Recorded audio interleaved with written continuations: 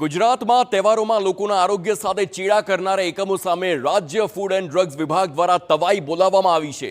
Food and drugs વિભાગની આ ખાસ ડ્રાઈવ યોજાઈ, જેમાં રાજ્યના અલગ અલગ જિલ્લાઓ અને મહાનગરોમાં 500થી વધુ સરપ્રાઇઝ ચેકિંગ કરી 2000થી વધુ નમૂના તપાસ માટે મોકલી શંકાસ્પદ લાગતો 9 લાખ રૂપિયાનો 1.5 ટન ખાદ્ય ચીજો અને અન્ય મટીરિયલ્સનો નાશ કરવામાં આવ્યો અને આ ઝુંબેશ આગામી દિવાળી સુધી યથાવત રાખવામાં આવી છે।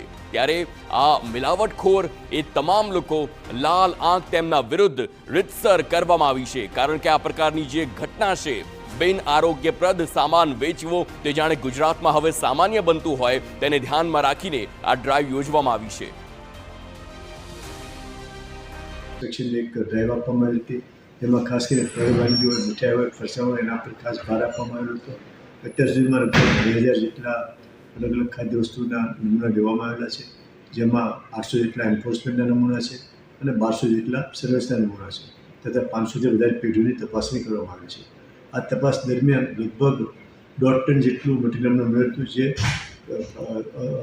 અનહાઇજેનિક કન્ડિશનમાં હતું અથવા તો એમાં ગરબડ હતી, તેવું લગભગ 1.5 ટન જેટલું મટીરિયલ નાશ કરાયેલું છે।